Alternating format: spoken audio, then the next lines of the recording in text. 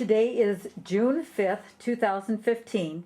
This interview with Al Kowalewski of Grand Rapids, Michigan is being conducted by Deb Moore of the Grand Valley State University Veterans History Project. Well, thanks for talking to me today, Al. I'm afraid I'm going to have to go in front of the camera. There we go. Okay. Why don't we start out? I know you were in the Navy. Why don't you tell me your name, rank, and serial number? Oh.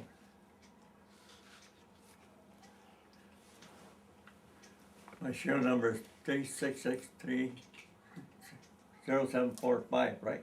No, that's my the other number. Oh, sorry to start with a hard one. That's okay. It's like 863495505 or something like that. Well, Well, it's only been 60 years, so. it's on. So we needed that. but 70 you years. did it. Sorry, I never asked anybody that in the beginning. Forget about that. It's on. Maybe they'll cut that part out. Why don't you tell me, Al, about where and when you were born? I was born in Grand Rapids, Michigan, 1925 on Memorial Day, right across the street from St. Isidore's Church on Diamond. Okay, and tell me a little bit about your mom and your dad and your siblings.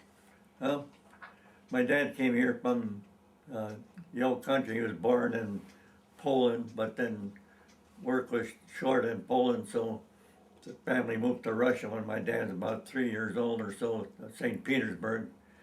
And then he came to Grand Rapids, I think he was 18 or 19 years old, and an uncle lived on Grand Avenue near Highland Park, and he had an uncle and uncles and aunts in the same neighborhood. All the Polish people lived in one neighborhood, especially all the relatives. And my mother was born here. She was baptized at St. Adelbert before they built St. Isidore's. And she had a older brother was killed in World War I. He wrote my mother a letter, used to write my mother a letter, and he wrote a letter and said, well, how is the family doing? And he said, most of the guys I was here with aren't here anymore. And he says, if the Huns don't get me, he says, I'll write you again in another couple of weeks. Well, the day before the armistice was signed, he was on a troop train, and the Germans bombed the troop train, and he got killed. And then they offered to send my grandmother to France to see his grave and whatnot, but she just spoke Polish, didn't speak much English at the time, and she didn't have any desire to go, and they offered twice. And so then I guess they were going to offer about $300 and some a month, and paid a year, I think, and paid in installments of $3 and something a month. For the cemetery plot? You know, for like you get paid, you have a son or daughter killed in battle, well then you get $10,000, $20,000. Well, at the time it was only about $300 and some. Well then she refused to go. Okay. And then my mother had was a Notre Dame nun, just a little bit older, and she joined up the convent, and she went to every church. She went to Mecklen, Wisconsin, and then she went St. Stanislaus in Milwaukee for 49 years. They transferred her to Michigan City, Indiana. Every church was St. Stanislaus. Okay. And she lived till she was about 95 or 96 years old. Wow. And, So you were born in Grand Rapids. What did your dad do for a living? Well, it was during the Depression, and for quite a while, my dad and my grandpa worked at Berkeley Gay Furniture, some other furniture companies, and my dad could take a piece of furniture and put a finish on it just like glass, just all the stuff was hand rubbed and everything else. Yeah. And my grandpa was the same way. He was real meticulous, and well, he used to always go fishing down to Reed Lake and get on a bus, and like ice fishing, and then he'd come home and he'd mark it on the calendar, how many fish he caught. Well, in 1940, he went fishing with a couple of neighbors. They owned a grocery store on Harlan, and all the East Siders used to have a junk boats, and it used to be called Cooster Lake, but now it's Middleborough Lake out here off Michigan.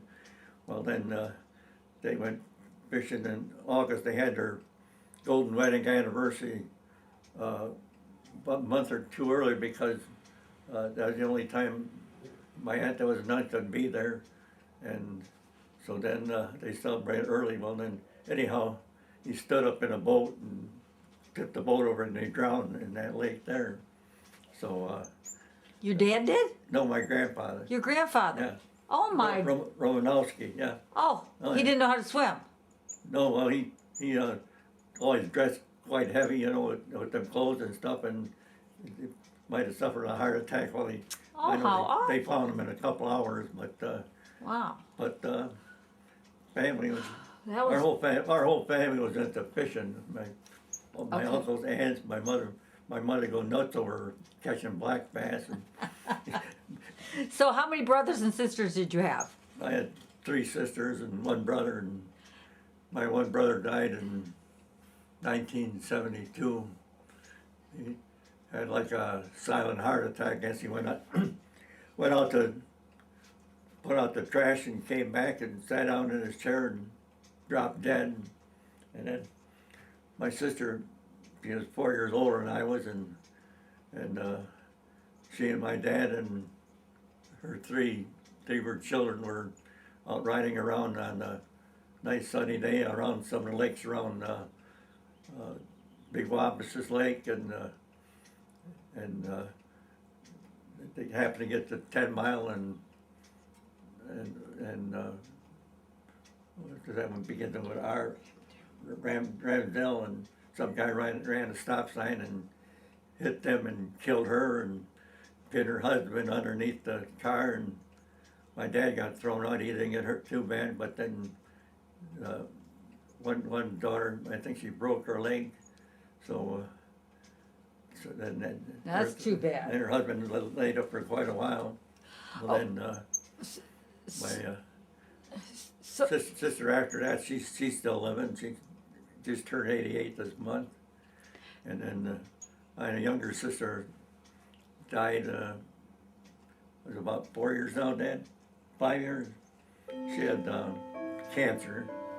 And okay, so you went to St. Isidore's for grade school? yeah, Then you told me you went to Catholic Central and graduated in 1942.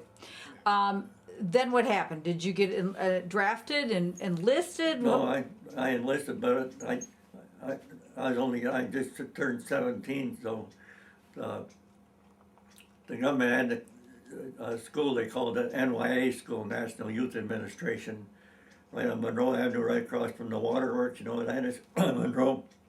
Mm-hmm. They had a big building there, and they taught people how to welding courses and machine shop, and so they had a lot of women working there too. And I know I worked with some Greek women up there, and I think one of them was a teacher, and taught me a few words of Greek, because I was trying to pick up some language. So when right after I got out of Great Lakes, and they sent me to school to Chicago, I stopped at some Greek restaurant in Chicago, and sat down in a restaurant. The guy come see what I wanted, and I said, "Well, take honest, Simra. How are you today?" How are you? And how are you today? And man, he throws his arms around me and man, he thought I'm not Greek. I said, I'm not Greek. No, I think it's wonderful. I think it's wonderful. So you graduated when you were 17. Yeah. You went to this learning program at Monroe. And Then what? well, then we're still young, and then his friend and I went, and they had a machine shop where we were doing government work, so we worked on lathes on 12 to 7 shift, and then shortly after that, I decided to go and try to get into the Navy. So I told them I didn't want to be drafted. I wanted to go right now. So they took me right then and there. Okay, And did he you, gave me a choice, you know, to check you out, see how your health is. Can you see me? Are you breathing or something? Yeah, all right, you're in. you're in, you're in. So you were 18 by then or still 17? No, I just turned 18. You turned and 18. I think it was in July when I went in. And where did you go for your basic training? Great Lakes, in Illinois, Uh-huh. and then, How was that? How was your basic training? oh, I liked it. They give you all the march every day, and once in a while they tell you to put on a gas mask and throw you in a room and light off some of that gas and take your mask off and you're choking and Real gas? oh, and, yeah, that must tear gas. Wow. Okay. And they taught you about swimming, the way you know, to tie your pant legs or get a sheet off your bed and supposed to throw it over your head, and you're supposed to help you float in case that gets sunk. But who's going to do that? But then, What did you think about the discipline? well, it didn't bother me. I thought a round one sitting here somewhere with our picture of the Great Lakes.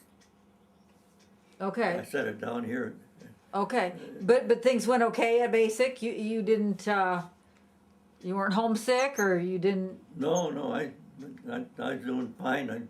I tried to sign up for a tail gunner on a torpedo plane, and they take it a certain age, and then once that, if you want to go on a PT boat, you had to be 19 or something like that. But that was after you graduated. But they get on Lake Michigan and do different things, and anyhow, after I So they wouldn't let you be a gunner, so no, what did they train you for?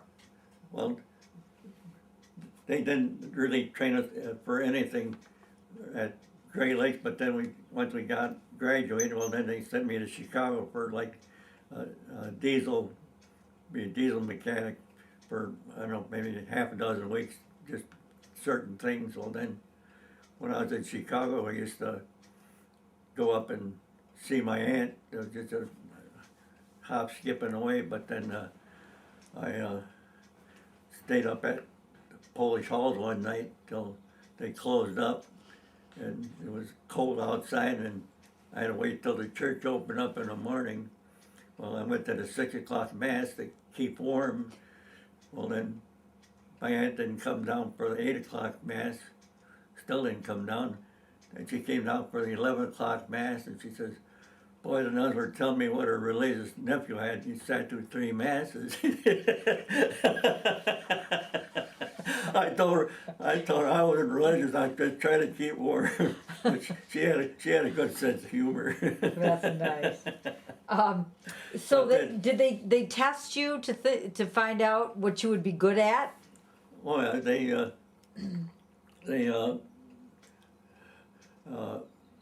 when we got done with that school in Chicago, then they said nobody's got to go in the amphibious force, all these landing craft. Well, it turned out everybody went.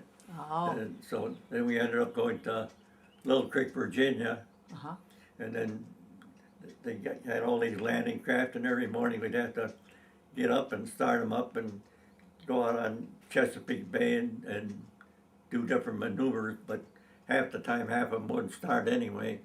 And so we had that for, I don't know, 6-8 weeks, and then they sent us to Fort Pierce, Florida for advanced training. So then we had more training down there, and they waited, and then after that training, they sent us to Panama City, Florida, to wait for our ship.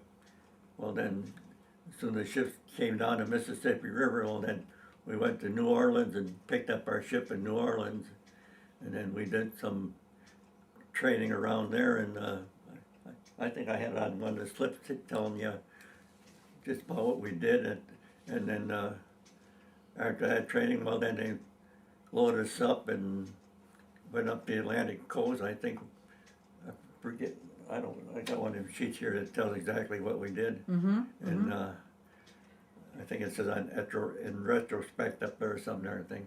Anyhow, we went by way of Nova Scotia. They used to send a lot of convoys that way. And, then we around towards Iceland. Well, then on the 6th of April, I was an engineer down in the engine room, and I was on watch at about 2:30 in the morning. We had 40 ships in our convoy. Then all of a sudden we started hearing some explosions. So then they sounded general quarters, and they had to run up to our gun stations. Well, they torpedoed a ship on either side of us, and they were both burning like crazy.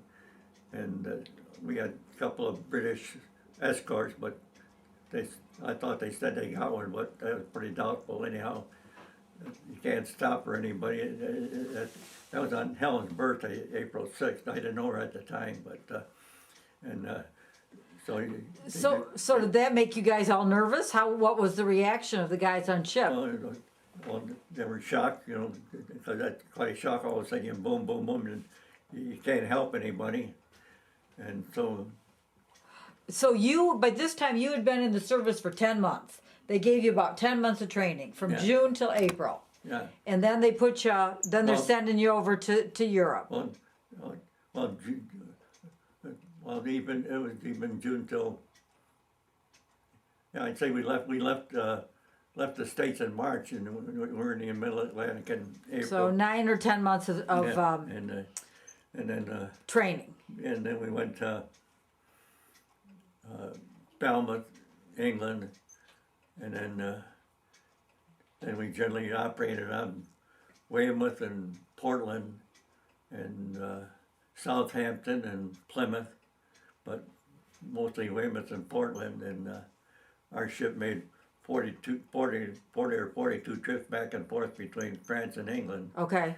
But then Why? What were you doing? 42 trips. What were you doing? they're doing some maneuvers, practicing with different landings and whatnot, and then Practicing for the invasion of Normandy. and moving supplies back and forth. But then we're up at Plymouth, England, and then we heard reports of some LSTs being sunk. That was before the invasion. Well, as it happened, they were having some practice landings at a place they called Slapton Sands, England. Just, I think it's about north and east out of Plymouth. We were in Plymouth at Harbor at the time. Well, found out that they were loaded with 700 troops and sailors combined. They're just about 2 weeks before the invasion. They were practicing because the landings were basically the same type of shoreline and whatnot. Well, these Germans had these E-boats, they call them. They're just like our PT boats. And they came in there while they're doing this practice, and they destroyed these two LSTs, and there were over 700 and some soldiers and sailors killed Oh before they even got started. Oh boy. But they kept it a big secret. They didn't want to tell anybody, and I knew we had rumors and stuff, but I read up on it a lot and everything, and even up till quite a few years after the war was over, anybody spoke about it, they could get thrown in a prison. Really? So you felt that the United States Army was filtering the information that you received. Pardon? The army was there. The military was filtering what information you received about the progress of the war. Yeah, yeah. Mm-hmm. But then they start loading up for D-Day, and they start moving all the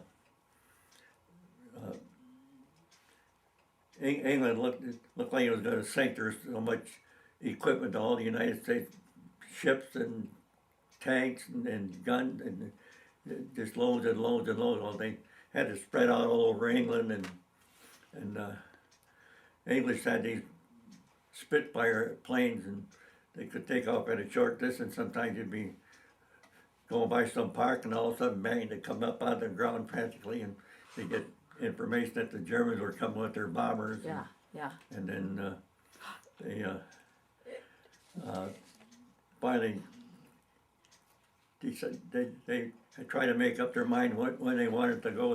The weather was supposed to be lousy. Well, this one English weather forecaster kept saying, Eisenhower kept questioning him all the time, and he said that he thought maybe about the first part of June might be all right. Well, it turned out they had the ships all loaded. They started going on their way, and then all of a sudden they got reports the weather was going to get bad, so they turned them around right away, and that was quite a maneuver. All this 5,000 ships.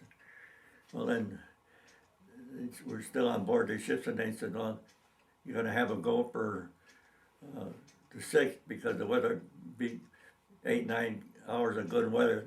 So after that, it's going to be bad weather." So away we went. Well, then got to go across the channel. So you knew it was the real thing now. Oh yeah, definitely, man. It was quite a sight. That the biggest armada they ever had or ever will have. Battleships, destroyers, every kind of ship would float. And like I said, we carried about 25 of those tanks on board our ship, and trucks on top, and soldiers on it. Anyhow, early in the morning, real early, they got us all together on the 6th, and fed us breakfast, and then after a while they had everybody on the deck, and the priest had a mass. Anybody wanted to go, no matter what, Catholic or whatever. And so then after that we loaded up our boats. We had about 30-some guys on the boat, and then we lowered these.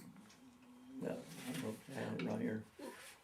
They lowered them down in the water and unhook them, and then we had a rendezvous area like from other ships too, and they had us going around and around in a circle, and then when they did the go ahead, well, then they straightened out and go like a bat out of heck for shore as fast as you could, and then when you hit the shore, you're supposed to drop your ramp and they would run off, but then sometimes you hit a sandbar and they thought it'd be shallow water, and they step off, and them guys had like 70-pound packs on their back, and half of them drowned before they even got to shore. And then Germans had that all zeroed in on us otherwise, and because they knew we were coming, and so a lot of the guys got killed before they went to shore either. His body parts flying all over, and said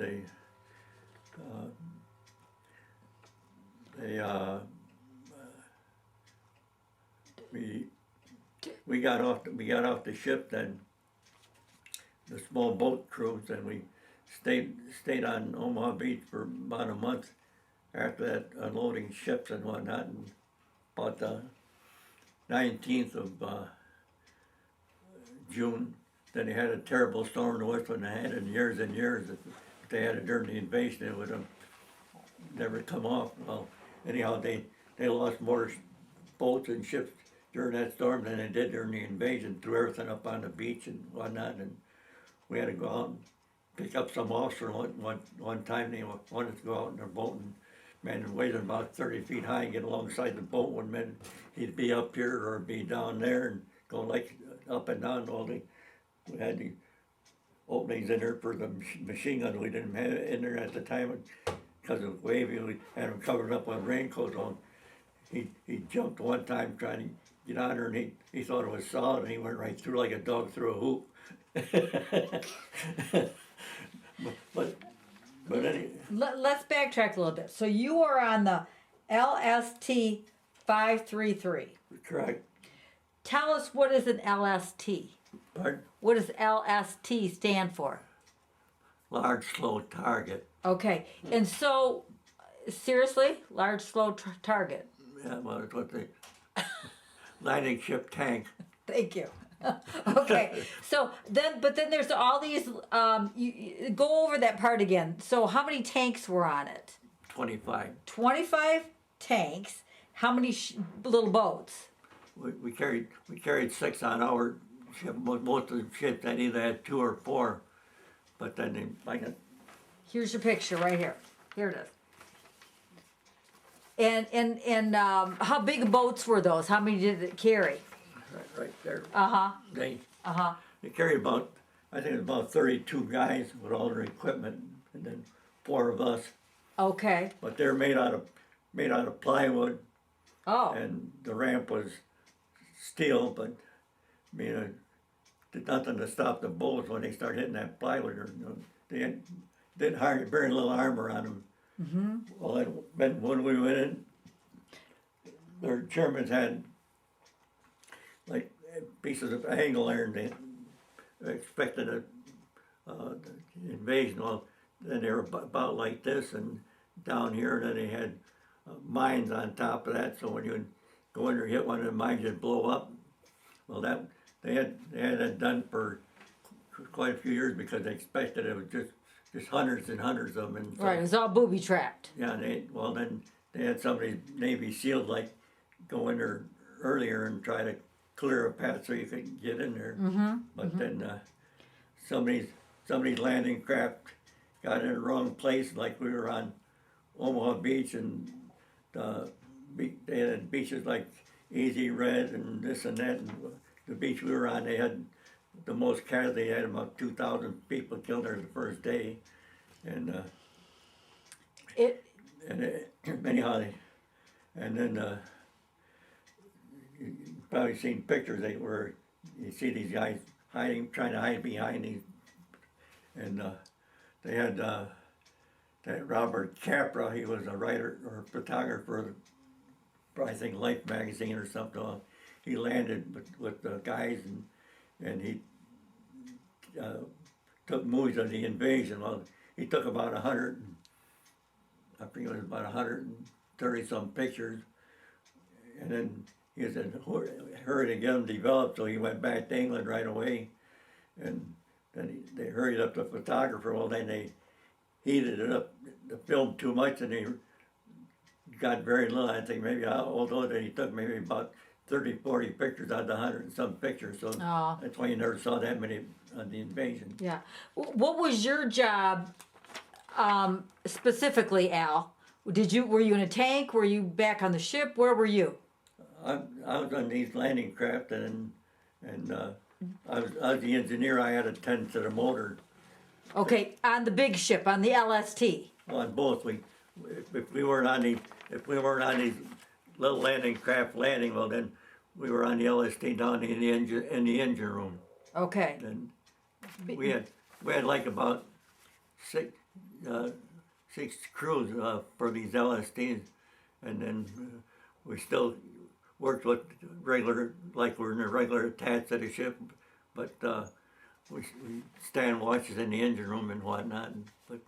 But these guys that are coming off your ship are Army?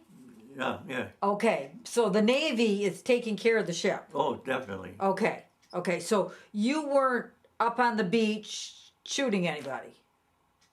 You weren't on the beach? I was on the beach, but I wasn't shooting anybody. You were taking care of the boat? Yeah, we got off the ship, and then we're getting supplies in there as quick as we could, and when we're bringing the guys in there, a lot of them boats would get hit, and then they start sinking, and they didn't want you to try to save anybody. A lot of the guys did, so they had one guy at one boat. I think it was the first one. It was brand new. I forget what it was an LST, but right at first part of the invasion got blown up, and I don't know, 20, 30 guys got blown up with it and sunk, and never saw anything like it. And then they had these big battleships ahead of us, the Texas and Arkansas, and I forget what the cruiser was, and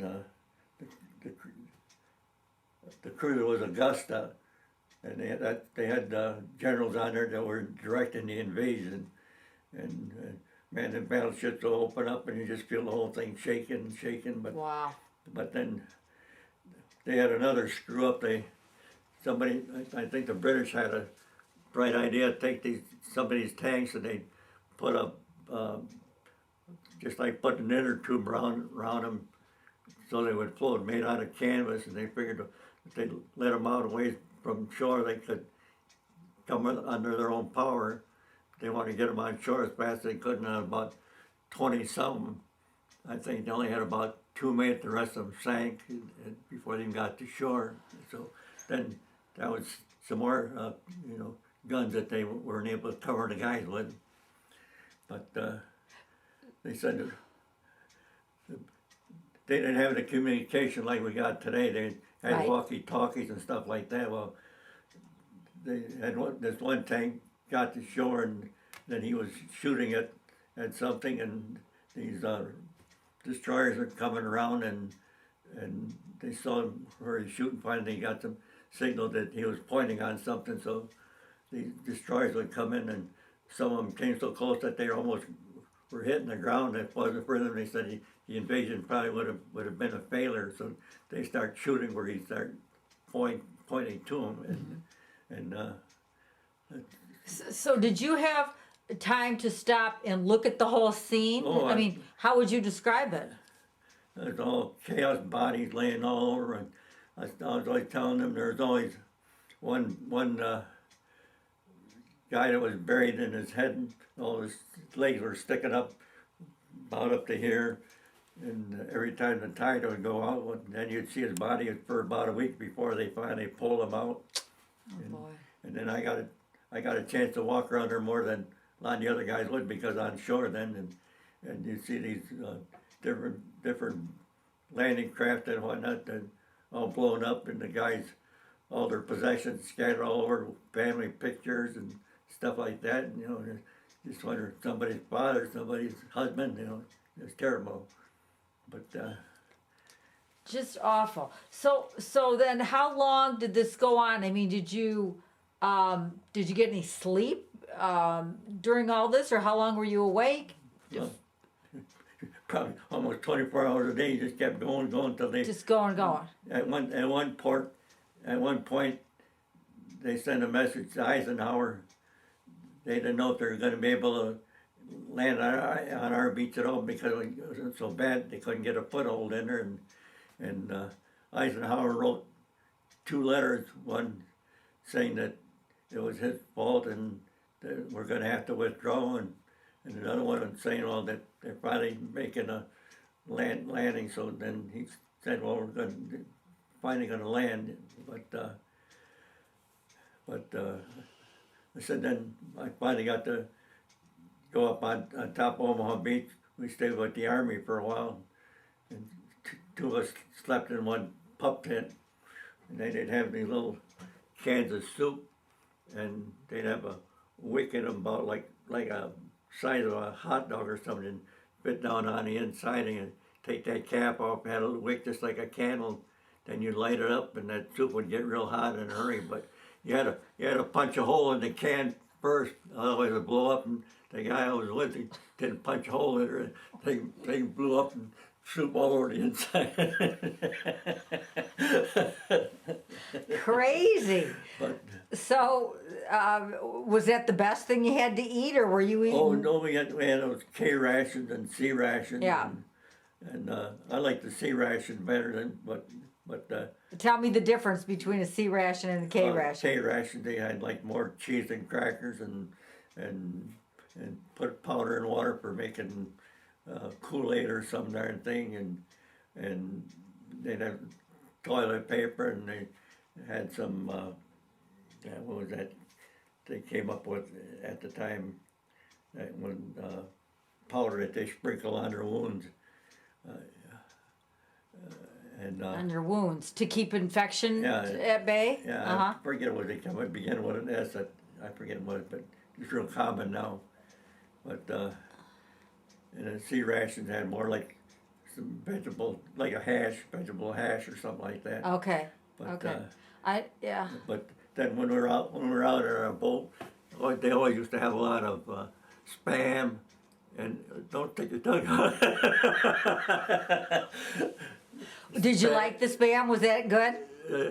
I liked that they had they had spam and they had always have gallons of fruit cocktail and stuff like that. So we ride around in our boat with a loaf of bread and a gallon of fruit cocktail and spam and eat when we wanted while we're working. Uh-huh. But then I said we got a ship at one time brought back 700 and some German prisoners on our tank deck and took them over to England, and they're all different nationalities. Some spoke Polish, English. They prisoners they made fight with the Germans, and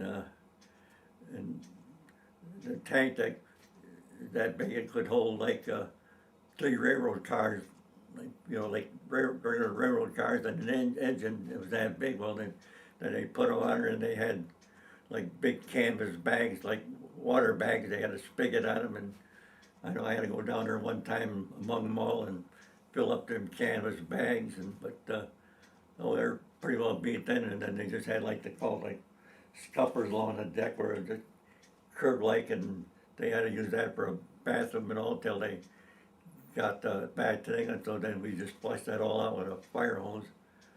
But then another time we had 18 Polish nurses that were prisoners of war, and I think about 300 soldiers that been in a prison camp, and we were taking them back to England, and I was the only one on board could speak Polish, and so I go talk to the nurses, and they said, thought I was in the Polish Navy. I said, no, I'm not Polish Navy, I was in American Navy. Well, you speak Polish? I said, I was brought up Polish, went to Polish school, they always had dual classes. Were they, that surprised them? Oh, yeah. Yeah. Then the guy would say to me, fix me up with that one, fix me up with that one, and I'd say it in Polish. Well, it's almost like, was a very nice guy, and related to a mule. The comic.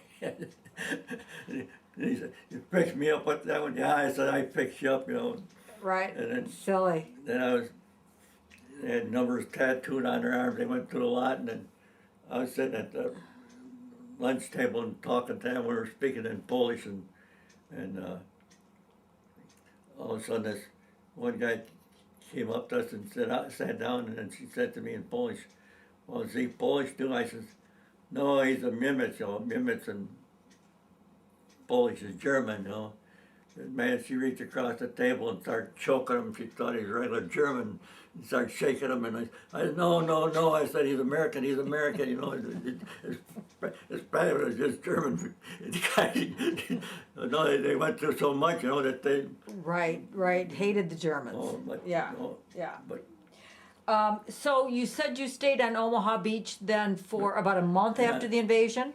Then what did you do? Then we got on a Liberty ship, and man, that was a pile of junk. The bunks were about 6 high, and you could hardly breathe in a darn thing. They used to build them Liberty ships over here in just a couple of days. They could throw one together, but then they took us to England, and then we back to our ship, and then just kept going back and forth, and then back and forth between England and Normandy? Yes, and France? Yeah, like we work out of Weymouth and Portland most of the time, but then work out of Plymouth. Like I saw, they had a big area about as big as room, the Plymouth Rock, where the Pilgrims sail on the Mayflower, or Sir Francis Drake sail around the world, and I was in a lot of history stuff. Did you have some free time, Al, to look around? I got up to London twice, and got to see Westminster Abbey and St. Paul's Cathedral and Coronation Chair, and where the changing of the guard, where the Queen and King lived, and then about that time there goes your dog. About that time, they had these bombs, missiles that the Germans were firing. They finally got these able to shoot these missiles, and they, especially over London, and you'd see them coming over, and they just like they weren't going real fast. Just like you see a trail of fire, like they're burning something, and all of a sudden they go down there, and then wherever they stop, and they blew all kinds of stuff up. And I said, English people had a lot of fortitude, man. They didn't let nothing bother them that much. They come up by their cellars and stuff like that, and first thing to do is get setting up a pot of tea first. But I mean, they're real good fighters and sailors. They go through hell for you. Right, right. So did you get to know any of the English people? Oh yeah, I got to know quite a few of them, and we'll go to all them English pubs. They had a real good ale, and That was fun. oh yeah, man. We always go in there just about the time they're ready to close up. They say, "Time, gentlemen," so we order about a dozen beers and set them on a table. But all the time you're bunk, you're actually living on the ship, on the Liberty. Yeah, well, if we went up to London, then we'd have a couple, but like a weekend pass or something like that. Otherwise, yeah, we'd be living on the ship, and then while we're getting loaded up again, and get back, and then we're on our way again. And like it was Christmas Day of '44. We had to go up this. That was about the time they had the Battle of the Bulge. We had to go up the Seine River, go through the harbor, and then up the Seine River. Your LST would fit, or the Liberty fit up the Seine? Pardon? Were you on the Liberty when you went up the Seine? No, we were back working at. We're back from Liberty, and then we came back from England to France, and then we come up the Seine River. You take the port of Le Havre, and you follow that up, and go to the town of Rouen, about 15-20 miles up. And then we had to stand by with our guns all the time going up that river. Yet that was about the time the Battle of the Bulge, so that had to go take supplies up that way. I see. And they had a big, beautiful cathedral up there, and they didn't really bomb too much of it, but the people up there were so desperate for toothpaste and soap and incidental and stuff like that, man. So we swap them stuff like that for cognac and Calvados. For liquor. They were glad to see you? Oh yeah, more than glad. But no, it got kind of strange one time when I think it was around Bayou, down in Bayou, shortly after they liberated us up on shore there, and there was all these black troops standing around there, and you used to hear them talk English, and all of a sudden they're all talking in some language I never heard, and well, they were from French Guiana, I guess, like that, and you think you're talking about black people with a southern accent, and then all of a sudden you don't understand anybody. Right. So the whole thing was kind of a learning experience for you, seeing some of Europe and oh yeah, definitely. Man, it pay for everything, all your food and lodging. And it's a good deal, huh? And did you correspond a lot with your family? Oh yeah, right after the invasion, I think it might have been the next day, they used to have these email envelopes, and you could write a message on there and then charge it in it, and they let us send a message home telling the parents, well, we were successful landing, and so we're in France now, so at least they knew where we were and what we were doing. But then, no, I really enjoyed England. I said the people could have been nicer. I got to see a lot of historical places, and but I can't say I was terrified, because I was always into this adventure stuff. When we were going across from United States to England, what was I doing? I was reading a sea story, Captain Horatio Hornblower, English sea captain. So did you feel like you were fortunate in that decision to join the Navy? Oh, definitely. But I mean, even though you were in danger, Yeah, you but weren't in some- as much danger as you could have been. Well, you're in danger no matter what, you're What- Navy, Army, or yeah. Marines, but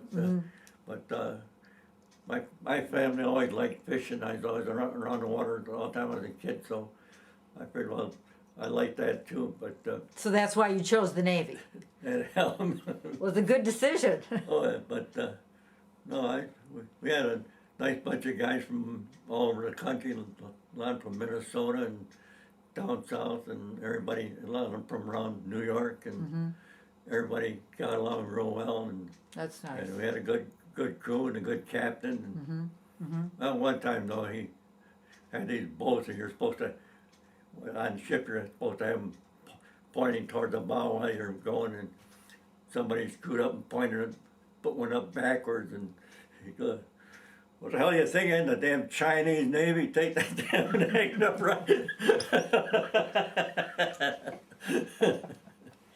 So, so was there a lot of smoking and drinking, or playing cards on ship before you got there, or what did you do? A lot of them guys gamble all the time, and man, they get their pay, and then first thing you know, they're shooting craps or cards, and then about an hour later, can I borrow 50 cents? I want to go on Liberty. I never lost any money. I never got into that gambling stuff. But I read about one guy. I think he was in the army, and he was going through the invasion, and all of a sudden he was shooting craps, and he was making money. I guess he got up over $2,000 then, and then. Didn't know when to He quit. figured I'd probably never live to spend it anyhow, so he went and he blew it all before he went. So before you went over to Europe, you got to come home and visit on furlough before you left? Yeah, we when I got back, I think I had a short trip. I'll tell you another crazy thing. Used to have a train station downtown that, I think it was like a Union Station of, you get the trains there, and that's right, I was home on leave, and went to get on a train, and so I jumped on a train. We're down in New York, and got going on a train ways, and pretty soon, next stop is, what was it, in Canada? Canada, I'm supposed to be on a Pennsylvania train and New York. What am I gonna do? And he said, well, I talked to the conductor, well, we can take it as far as Buffalo, New York, and then you can get on the right train. Well, then I happened to be riding with some woman who was in a Canadian Army. So she happened to have a bottle of Canadian whiskey along with her. So I had a pretty good trip. That's good. That's good. So I see you weren't discharged until March of 1946. Right. So what did you do? I mean, so that's, you continued to bring supplies to the interior of France for the rest of your. No, we came back to the States, and right after the war was over, in Europe, we came back. I think about the end of May, and then the war was still going on in the Pacific. Well, then I think we're in Providence, Rhode Island, and we're supposed to get a Christmas leave. And then all of a sudden they canceled our Christmas leave, and they said you got to take a load of stuff down to Florida, and everybody's madder than heck. And so then we took off, and then we got out about 4 hours out of New York. All of a sudden we had a bad storm, and that thing going like this. Pretty soon we had 7 cracks going across the deck where it started to fall apart. So then they had closed off all the compartments. And one guy, he's taking all this stuff out of the a locker and putting it in his bag, and where do you think you're going? Some of the other ones, sink, you want to survive release, sink, we want to survive. Survive release, hell, you're not gonna live in that water, you know. They had all the compartments closed off and then sent out an SOS, and we made it back into New York. So then we're in dry dock in New York, so then we did get to have our Christmas leave. Well then, they gave half of them Christmas leave and the other half we were gonna get leave for New Year's. Well, I had Christmas leave and I got back, and we're just about half a dozen blocks away from Times Square, New York. And I was in charge in one section. They said, I think Christmas Eve was on a Saturday. Then you want Saturday or do you want Sunday? I thought, well, Saturday just overnight. Sunday we didn't have a little longer leave. I said, well, I'll take Sunday. We'll work Saturday. Turned out Saturday was New Year's Eve. Here we're sitting on board ship, hearing all this stuff going on in Times Square, and I screwed up. I bet they were mad at you.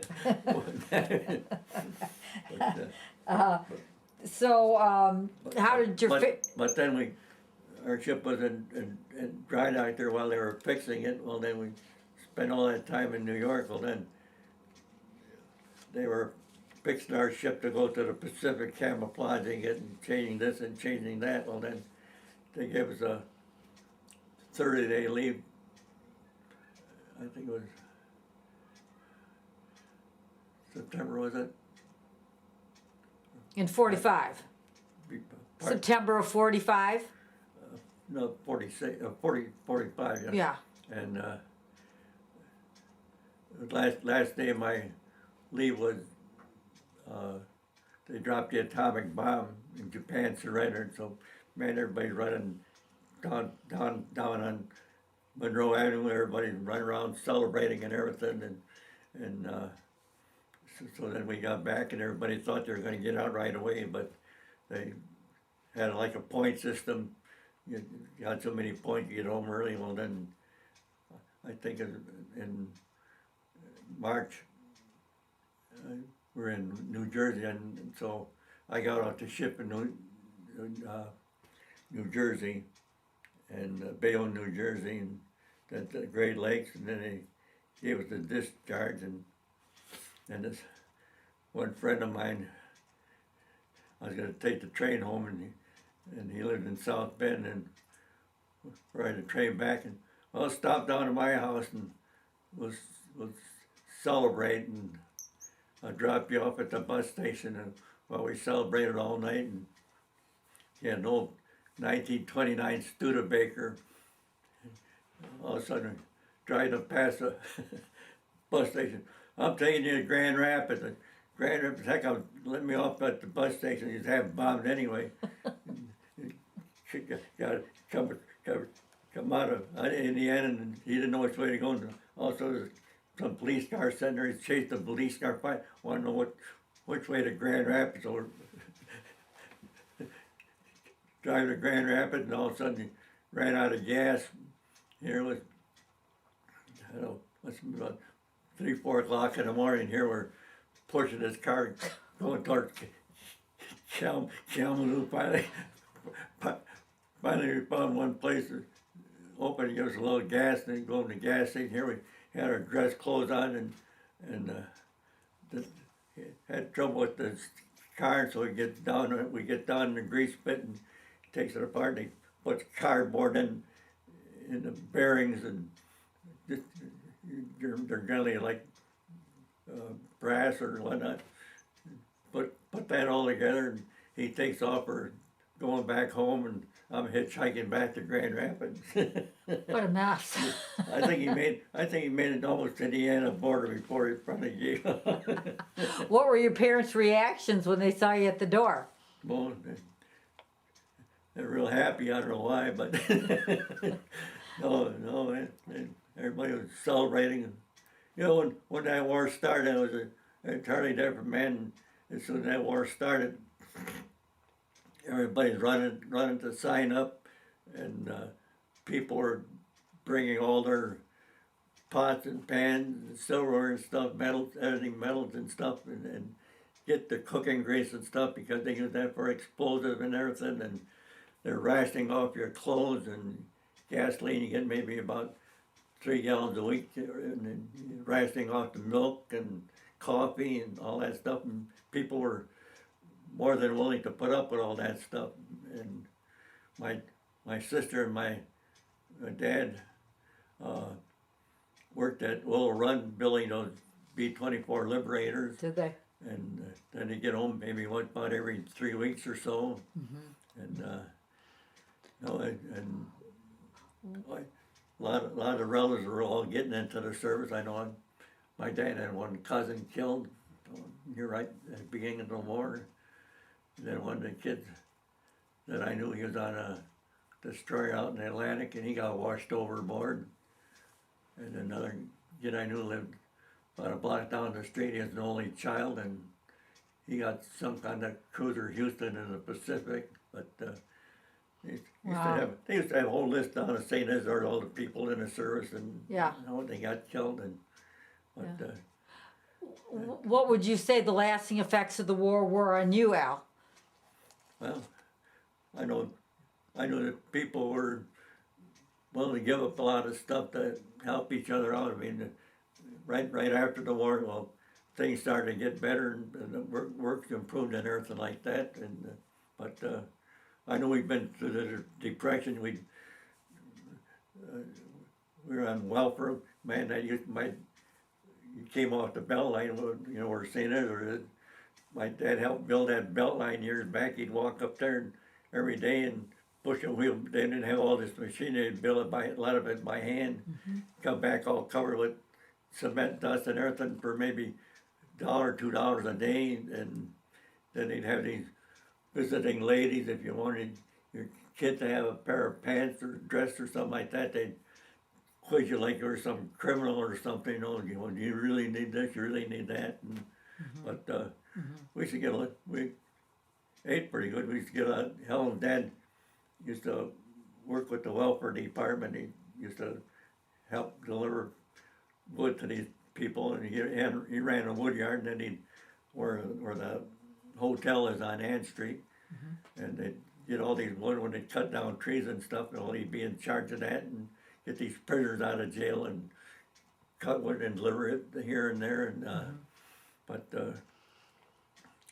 we used to get a lot. We used to get grape jam in gallon cans, and they used to get potted beef in cans like that. Used to get a lot of rice, a lot of beans, and used to get tickets for a couple gallon of milk. Sometimes you get maybe 3 a week or something like that. And, but our parents knew how to cook. Right. Everybody knew how to cook in them days, and stretch the money. Yeah, I'm gonna have to stop it there. It's June 5th, 2015. I'm interviewing Al Kowalewski at his home in Grand Rapids, Michigan. This is Deb Moore of the Veterans History Project from Grand Valley State University. This is take 2. Getting back to that question, how do you think the war affected your life? Oh, I mean, did you grow up? Did you learn, what kind of things did you learn from your experiences? How did it change you? Well, How did it change you? I wasn't as scared of hard work. I know I worked all the time when I was a kid. I was going to Catholic Central, and I used to run from home all the way to Catholic Central and back, and come back home, and there's where the Red Cross is here, and well, they had 3 brothers had farms there, and used to go work on that farm. And used to grow a lot of produce, beans and tomatoes, and a lot of rhubarb and stuff like berries. And sometimes we go out there and hoe in their berry patch for all day long for $1 a day. They used to pasture cows out there where the jail is now. Walk them to Belmont Addition, no, I found out that people people helped each other, you know, I mean, everybody was neighborly, everybody knew everybody else, but people don't, uh, people don't, be as neighborly as they used to be. You can live next door to people for years and never get together with them.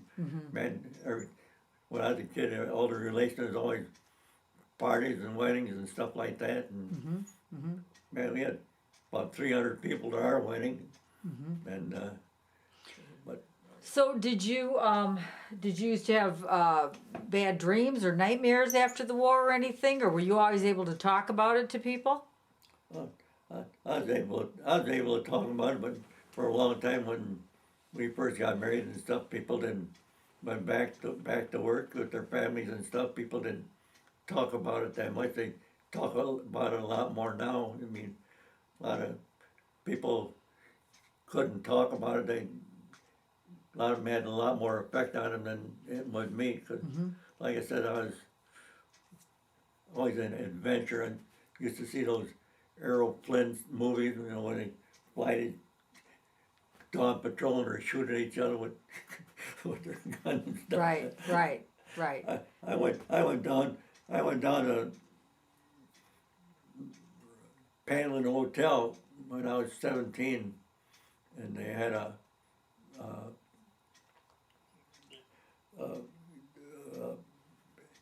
Air Force recruiting office there, and I went down there and I thought I wanted to be a pilot, and hell, I never really drove a car or nothing, and hardly a bike, and I took a 4-hour test and I passed the test, but then they said, well, your depth perception is off, and I said, well, there's nothing wrong with my eyes. They said, I was out partying last night. He said, well, I have to, we're at quota's filled right now, so got in the Navy, and then about 2-3 months after I got in the Navy, they sent me, I was accepted for the Air Force, but after a while I was glad I did, because them guys were getting killed left and right. Them planes would go down, you see, I got books and books for B-17 bombers and stuff. They'd go out maybe 100 on the mission, and maybe half of them were lucky to come back, and didn't have much chance of, you know, getting through. But Well, tell me now. Your son Dan wants us to be sure to include the monkey story. What's that mean? when I was working on Omaha Beach, I said we sleep on. They had some ship, and we'd sleep on the ship while we're, because we didn't sleep on them little boats, and we had some bunks on there, and the guy that had the bunk above me had a pet monkey. He had it tied in his bed, and but I was sleeping right below, and he was out on a job working somewhere, and I come in there trying to get to sleep, and man, that monkey was raising so darn much chain screeching and howling and everything. I couldn't get any sleep, so I finally took that monkey and I took it in bed with me and covered it up like a little baby, and the monkey went to sleep, and I didn't do it.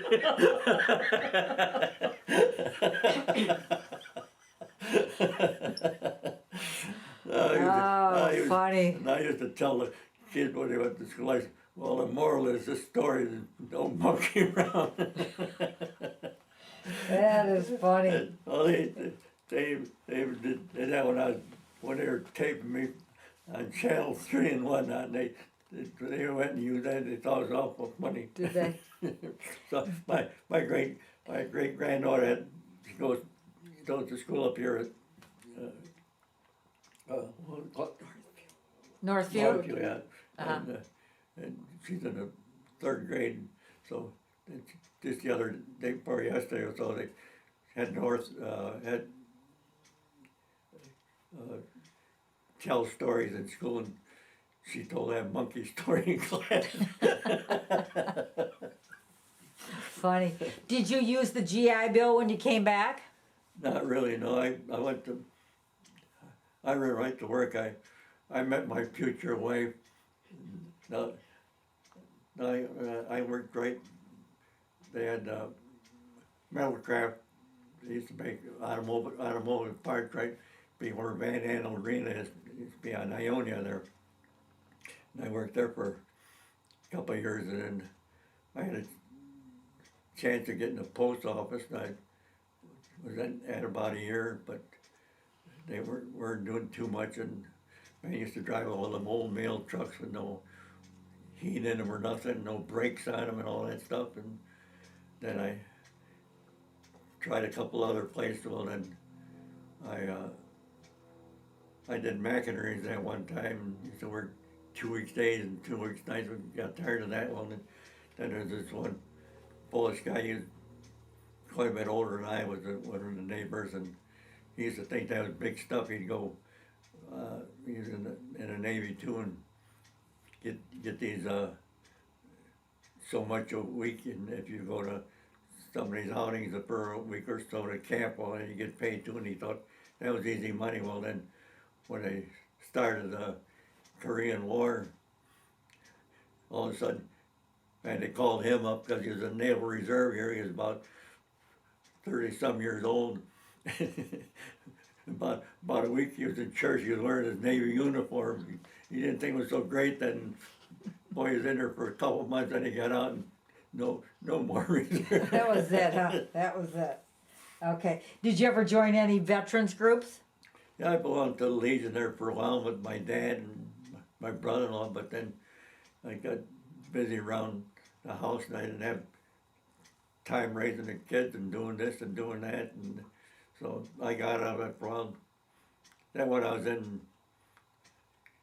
after a while, I didn't think too much of it. They'd invite somebody there for a speaker or something like that, and some official, and some guy laying his head on a table falling asleep, and I didn't think that much of it. Right. But then I joined again now. I at that boat canoe club for about the last 4 or 5 years, but What's I've that? never gone to a meeting yet. Yeah. But Good. I'm not really a joiner. Okay. We don't have time around here doing any volunteer work. Man, we're so darn busy around the house and babysit our grandkids. Like our one granddaughter, she's a teacher but doesn't have a teaching job, and she babysits kids, or she goes down to Northview to first, second grade or something like that. She volunteers and teach a class for an hour or so. Oh, that's nice. So I go watch the great granddaughters, and That's man, nice. they got me. I'm 90 years old, and they got me dancing on the floor with them, and they throw their stuffed animals at me, and That's nice. they're a lot of fun. That's good. Okay, well, listen, thanks for talking to me, Al. I appreciate it. Yeah.